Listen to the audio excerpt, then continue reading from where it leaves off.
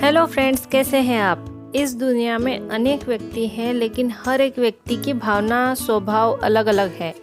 कुछ लोग भगवान को मानते हैं तो कुछ नहीं मानते, लेकिन आज मैं आपको जो कुछ बताने वाली हूँ उससे आपको भी यकीन हो जाएगा कि सच में भगवान होते हैं। तो चलिए वीडियो को शुरू करते हैं। हिंदू तीर्थ स्थानों में सबसे प्रसिद्ध, सबसे धनवान कहे जाने वाला धार्मिक स्थल है तिरुपति बालाजी। यह स्थान भगवान विष्णु के अवतार श्री वेंकटेश्वर जी को समर्पित है। यह स्थान आंध्र प्रदेश के चित्तूर जिले के तिरुमला पर्वत पर है। नमस्कार प्रिय मित्रों, आज इस वीडियो के माध्यम से हम जानेंगे कि तिरुपति बालाजी की यात्रा कैसे करें, तिरुपति बालाजी के दर्शन कैसे करें, तिरुपति कब जाना चाहिए, तिरुपति बालाजी कैसे पहुँचे, वहाँ पहुँचकर ठहरने और खाने की क्या व्यवस्था होगी और तिरुपति बालाजी मंदिर का रहस्य क्या है, तिरुपति दर्शन के लिए खर्चा कितना आता है। इन सभी सवालों का उत्तर जानने के लिए यह वीडियो अंत तक जरूर देखें। इस वीडियो में आपको सभी प्रकार की जानकारी हम देने वाले हैं, जिससे आपको किसी प्रकार की परेशानी ना हो। हेलो फ्रेंड्स, मैं पूजा धनेरवा टूरिस्ट फेवरेट चैनल में आप सबका स्वागत करती हूँ। सबसे पहले जानते हैं कि तिरुपति कैसे पहुँचे। अगर आप फ्लाइट से तिरुपति बालाजी आना चाहते हैं तो यहाँ तिरुपति में अंतर्राष्ट्रीय हवाई अड्डा है, जो भारत के मुख्य सभी शहरों से जुड़ा हुआ है। तो अपनी सुविधा के अनुसार टिकट बुक करके आप फ्लाइट से तिरुपति पहुँच सकते हैं। यदि आप रेलवे से तिरुपति आना चाहते हैं तो तिरुपति में ही रेलवे स्टेशन है, जहाँ पर भारत के प्रमुख शहरों से रेलवे आती है। लेकिन तिरुपति में सभी गाड़ियां नहीं रुकती हैं, तो आप रेनीगुंठा जंक्शन उतर सकते हैं, जो कि तिरुपति से 7 किलोमीटर पहले ही पड़ता है। जैसे ही आप रेलवे स्टेशन के बाहर आएंगे, तिरुपति ट्रस्ट की गाड़ियां तिरुमला जाने के लिए हर आधे घंटे में आपको मिल जाती हैं, जिसमें बैठकर आप तिरुमला के लिए प्रस्थान कर सकते हैं। अगर आप खुद के वाहन, टैक्सी या बस से तिरुपति आना चाहते हैं तो यहाँ पर हाईवे बहुत अच्छा बना हुआ है। आप किसी भी शहर से यहाँ तक पहुँच सकते हैं। जब आप तिरुपति पहुँच जाते हैं तो आपके मन में सवाल आता है कि यहाँ पर ठहरने की क्या व्यवस्था है। तो चिंता ना करें, तिरुमला में बस से उतरते ही कुछ ही दूरी पर आपको CRO ऑफिस मिलेगा, जो कि तिरुपति ट्रस्ट का है। वहाँ पर आपको काफ़ी सस्ते रूम मिल जाते हैं। इसके अतिरिक्त आपको तिरुमला में कोई प्राइवेट होटल नहीं मिलेगा।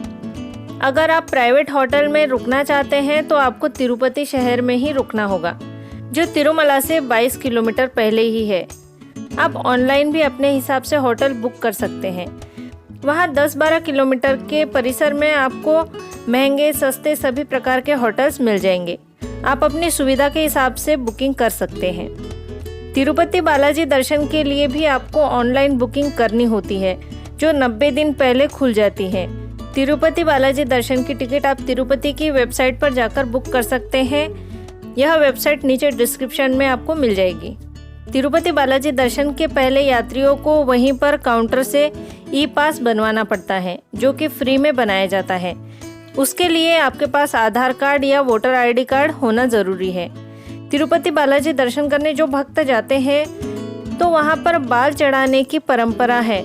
कहते हैं कि वहाँ पर बाल देने से अपने ऊपर से सभी दोष, कठिनाइयाँ, कर्ज सभी समाप्त हो जाते हैं। तो आप अपनी इच्छा के अनुसार केश दान भी कर सकते हैं। दर्शन करने से पहले दर्शनार्थियों को तिरुमला पर्वत पर ही मंदिर परिसर के पास स्थित है पुष्पकर्णी कुंड। इस कुंड में स्नान करना होता है। इसके बाद सबसे पहले वराह स्वामी का दर्शन करना होता है। इसके बाद ही वेंकटेश्वर बालाजी के दर्शन करने का प्रावधान है। आप जय गोविंदा का उद्घोष करते हुए वेंकटेश्वर स्वामी के दर्शन के लिए लाइन में लग जाइए। यात्रियों के आगमन के हिसाब से आपको 10 घंटे, 15 घंटे व 24 घंटे भी लग सकते हैं। यदि आप किसी त्योहार के समय जैसे दिवाली, दशहरा, होली आदि समय पर तिरुपति दर्शन को जाते हैं तो दर्शन के लिए आपको 2-3 दिन या अधिक समय भी लग सकता है।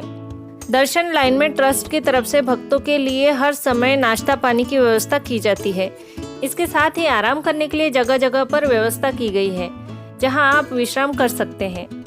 अगर आप इन लंबी लाइन से बचना चाहते हैं तो बालाजी यात्रा के 90 दिन पहले ही ऑनलाइन पास बुक कर सकते हैं। वह बाद में रेलवे टिकट या अन्य कोई भी साधन बुक करें। वह बुकिंग तारीख के हिसाब से आप यात्रा करें।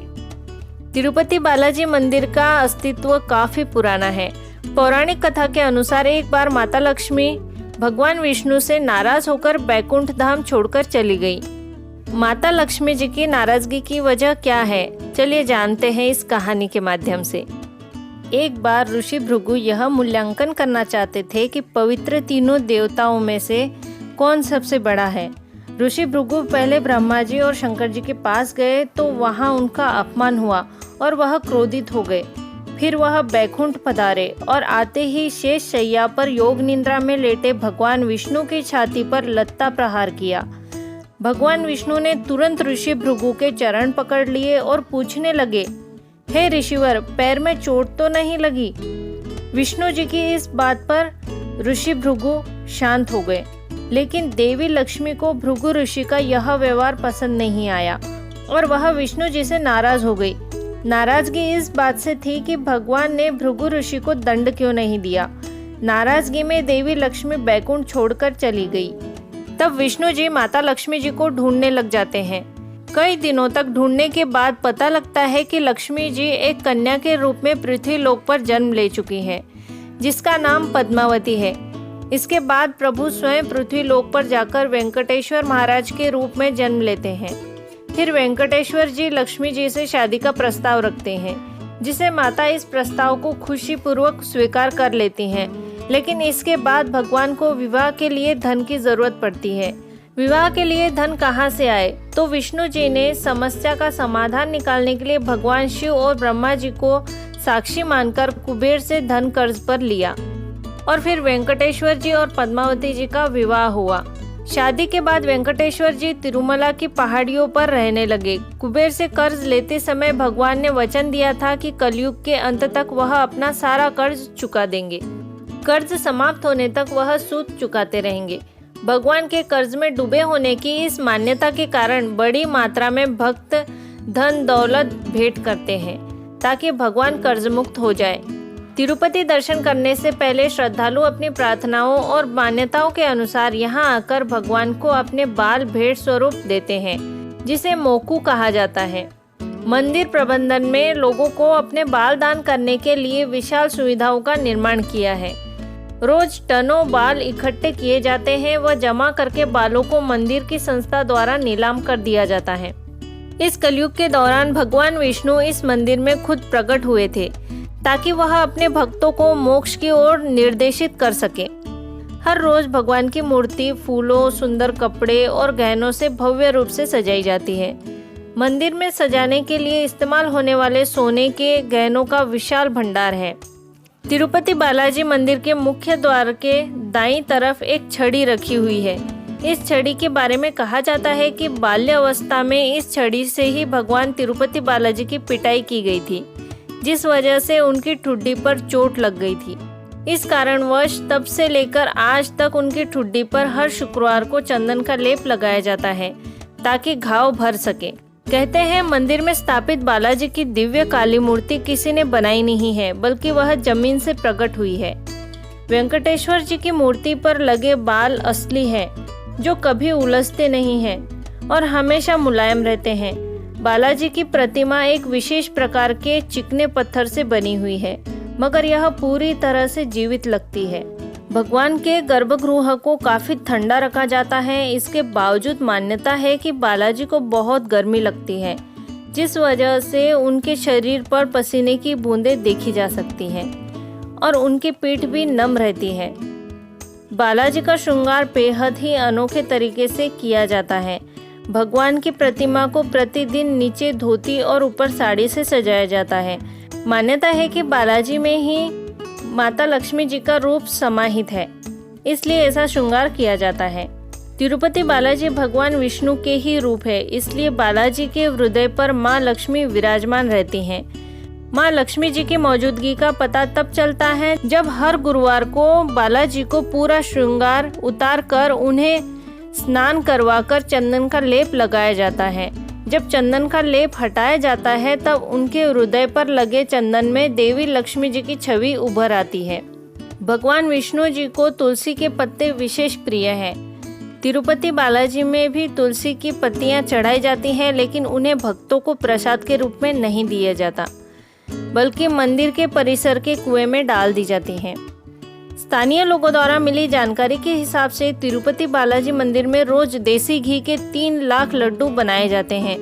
हैरानी की बात यह है कि इन लड्डुओं को बनाने के लिए यहाँ के कारीगर 300 साल पुरानी पारंपरिक विधि का उपयोग करते हैं। इन लड्डुओं को तिरुपति मंदिर की गुप्त रसोई में बनाया जाता है। इस गुप्त रसोई को लोग पोटू के नाम से जानते हैं। भगवान तिरुपति बालाजी के मंदिर से 23 किलोमीटर दूर एक गांव है जहां बाहरी व्यक्तियों का प्रवेश वर्जित है। इस गांव के लोग बहुत ही नियम और संयम के साथ रहते हैं। मान्यता है कि बालाजी को चढ़ाने के लिए फल, फूल, दूध, दही, घी आदि सभी सामग्रियां इसी गांव से आती हैं। इस गांव की महिलाएं सिलाई किए हुए कपड़े नहीं पहनती, वो ब्लाउज भी नहीं पहनती। भगवान बालाजी गर्भगृह के मध्य भाग में खड़े दिखते हैं, मगर वो दाईं तरफ के कोने में खड़े हैं। गर्भगृह में चढ़ाई गई किसी भी वस्तु को बाहर नहीं लाया जाता, बल्कि बालाजी के पीछे एक जलकुंड है, वहाँ पर पीछे देखे बिना उनका विसर्जन किया जाता है। बालाजी की पीठ को कितनी बार भी साफ करो, वहाँ गीलापन रहता है। वहाँ पर कान लगाए तो समुद्र घोष सुनाई देता है। बालाजी की जलकुंड में विसर्जित वस्तुएं तिरुपति से 20 किलोमीटर दूर वेरपेडू में बाहर आती हैं। गर्भगृह में जलने वाले दीपक कभी बुझते नहीं। वे कितने ही सालों से जल रहे हैं, किसी को पता नहीं। तिरुपति बालाजी परिसर में ट्रस्ट द्वारा भोजन कक्ष भी बनाया हुआ है, जहां पर ट्रस्ट द्वारा भक्तों को निशुल्क भोजन करवाया जाता है। ऐसे रहस्यमय है तिरुपति बालाजी। जीवन में एक बार तिरुपति बालाजी के दर्शन अवश्य करना चाहिए। यहाँ दर्शन करने से सभी मनोकामना पूरी हो जाती है। घर में सुख समृद्धि आती है, लक्ष्मी प्रसन्न रहती है, वह जीवन सुखमय बन जाता है। अगर आप भी ऐसा जीवन चाहते हैं तो तिरुपति बालाजी के दर्शन एक बार जरूर करें। और अगर आपको ये जानकारी अच्छी लगी, ये वीडियो आपको अच्छा लगा, तो श्री वेंकटेश्वर जी के नाम पर एक लाइक और शेयर जरूर करें। मिलते हैं फ्रेंड्स ऐसी ही नई जानकारी के साथ अगले वीडियो में।